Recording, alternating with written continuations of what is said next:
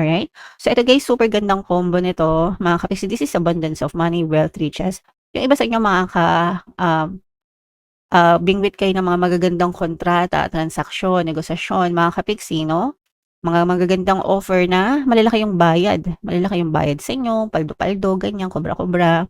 And maaari din mag-angat or maging dahilan yan para umangat yung antas ng inyong pamumuhay. Yung iba sa inyo guys, pwedeng ma-promote, no? As in, if you are aiming for promotion, mga kapiksi, kung goal nyo talaga na ma-promote, pinagdadasal nyo, is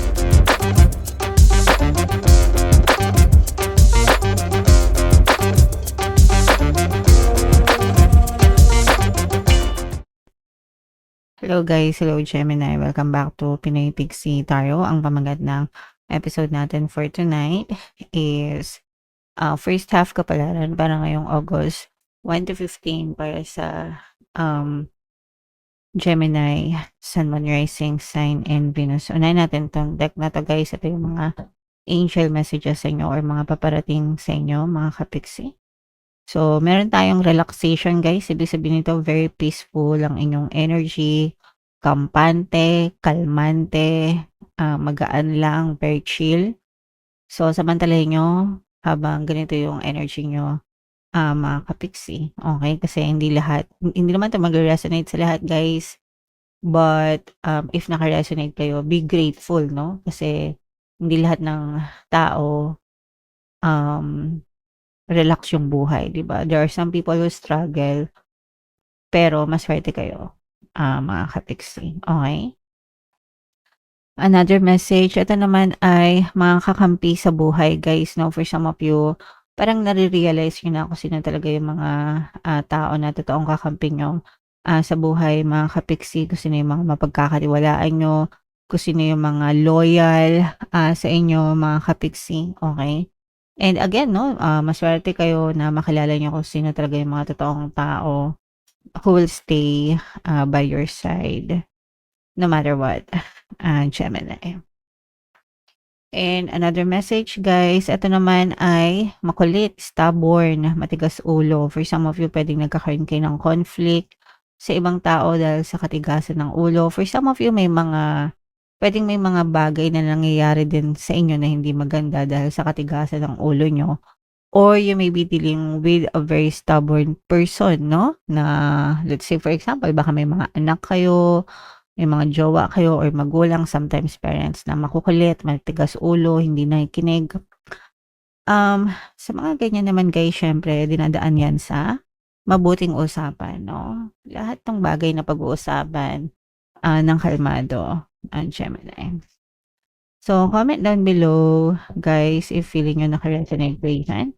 Shuffle natin 'to mga kapiksi, hanapin natin yung energy ng Gemini, ay sorry, love pala ito guys 'no, love message muna tayo. So, kung ano lang yung maka-resonate, kung ano yung gustong sabihin sa inyo ng person niyo. So, yung first message mga kapiksi, ako ang may problema, hindi ikaw. So, for some of you, if nagkakaroon kayo ng mga issues ng, person mo, ibig sabihin aminado yung person mo na siya yung may kasalanan, siya yung may pagkukulang. Puwedeng hindi niya sinasabi sa'yo harap-harapan, puwedeng nonchalant itong person na 'to, pero alam niya na siya yung may mali, may problema sa kanya. Puwedeng meron siyang problema din na personal na pinagdadaanan, kaya gano'n yung nangyayari sa inyo or pakitungo niya sa inyo or something, okey? And, magiging ma-okey din ang lahat, magiging okey din ang lahat. So, yeah, hopeful pa rin yung person mo na maging ma-okey pa rin kayo, maging maayos pa rin yung, sitwasyon niyo, Gemini. Siyempre habang puwedeng ilaban, ilaban, 'di ba? And magsimula tayo muli, ayan na, 'di ba, kakasabi ko lang. Hanggang puwedeng ilaban, ilalaban. So itong person mo, gusto niya pang ilaban yung relationship niyo, magiging ma-okey din para sa kanya. Nagpapakumbaba ito guys.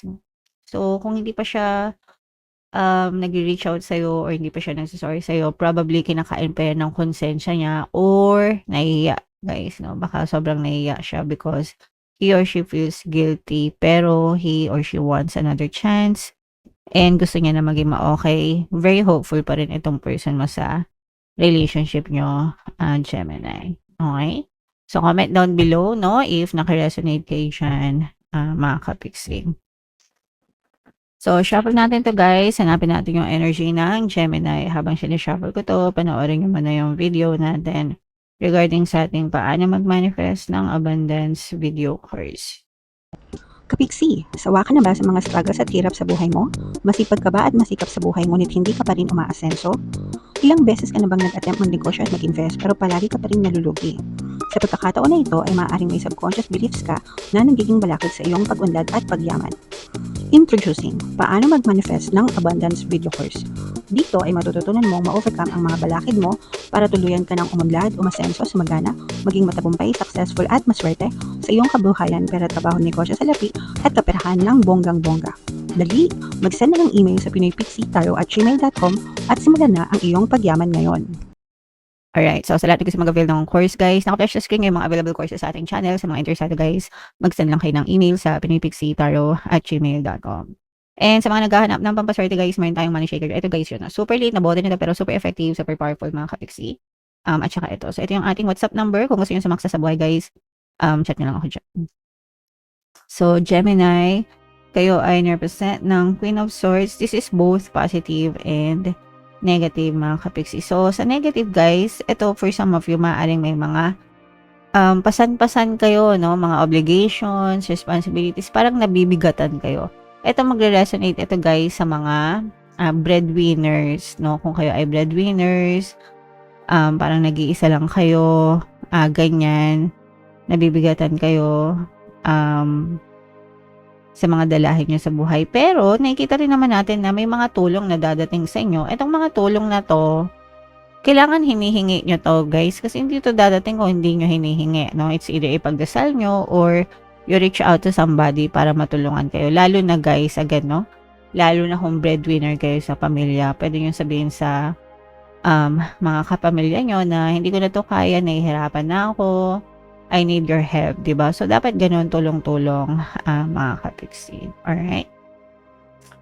And, for some of you naman ito, nakikita rin natin na maaring, parang mag-explore kayo ng ibang, ito magre-resonate ito guys sa work or sa trabaho, no? Parang gusto nyong umalis ng trabaho nyo, lumipat ng ibang lugar, ibang trabaho kasi parang nabibiktima kayo ng mga dirty politics, no? Politics naman talaga is dirty, guys, 'di ba? Politika sa workplace nyo, pwedeng nabubuli kayo or toxic yung mga katrabaho nyo, ganyan, or yung kumpanya, yung management, whatever.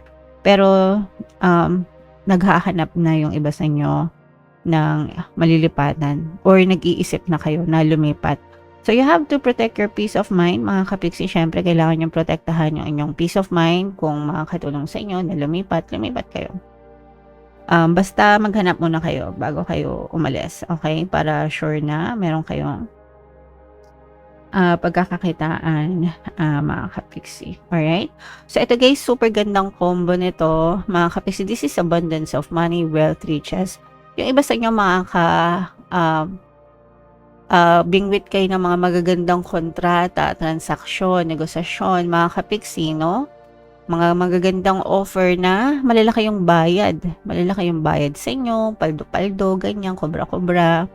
And maaari din mag-angat or maging dahilan yan para umangat yung antas ng inyong pamumuhay. Yung iba sa inyo guys, pwedeng ma-promote, no? As in, if you are aiming for promotion, mga kapiksi, kung goal nyo talaga na ma-promote, pinagdadasal nyo, it's on the cards guys. Maaari kayong ma-promote and maaari kayong madagdagan ng sahod. And yung iba naman guys, again, no, sabi ko nga may mga malalaking, parang malalaking isda ito guys, no? Makabingwit kayo ng malaking isda na maaari magdala ng kasaganaan sa inyo, Gemini. So, napakagandang combo. Kaya, i-mind nyo na yan guys sa comment section, mga kapiksi. Ayan, no? So, these are your dreams coming true, guys. Ibig sabihin, your prayers, they are being heard, they are being answered. Mga kapiksi, especially yung mga prayers nyo when it comes to money, when it comes to work, when it comes to negosyo, no? Anything na may kinalaman sa pera, guys, talagang sasagutin yan. Pero, kailangan marunong kayong kumilos, guys. Kailangan marunong kayong mag-decide, marunong kayong kumilos. Kasi kapag itong mga opportunity na to ay dumating sa inyo at hindi nyo ito nasunggaban, ito'y dadaan lang. Parang dadaan lang siya. And maaari siyang maglaho ng parang bula. So, parang MRT, LRT, kagaya nung palagi ko sinasabi sa inyo, di ba? You wait. Kapag gusto mo sumakay ng tren, mag-aantay ka sa pila. Kapag dumating na yung tren at hindi ka nakasakay, mag-aantay ka na naman ng panibagong tren. So, hindi, kumbaga, may oras yun eh, hindi yun titigil lang yun on a given time frame, di ba? May ilang minuto lang titigil yung tren para sumakay ka. Kapag time's up na, tapos na yung oras, aalis na yan, whether nakasakay ka or hindi. So, bahala ka. Ganon yung opportunities na dadating sa inyo, no? Parang may time frame lang siya kapag hindi ka nag-decide, kapag hindi mo sinunggaban yan, lilipas lang yung opportunities na yan. So, bahala ka na, Gemini, okay? So, dapat kapag nagdadasal kayo, alam niyo yung pinagdadasal nyo, ready kayo na anytime, sasagutin yung dasal nyo, para kapag nandyan na, alam nyo na ano yun yung dasal nyo, and makapag-decision kayo, okay? Right. So, yeah, comment down below. Ito guys, i-mind mo nyo na itong mga answered prayers na to. Itong abundance of money. Itong mga magagandang transaction, promotion guys, no? Lahat yan magaganda. I-mind mo nyo na sa comment section, mga kapiksi. And for more tarot readings, ito yung playlist nyo guys. Ito naman yung ating success stories ng paano mag-manifest ng abundance video course. Panoorin nyo itong video natin guys about money shaker jars. Thank you for liking, sharing, and subscribing. See you next time. I love you all guys. Have a nice day. Bye-bye.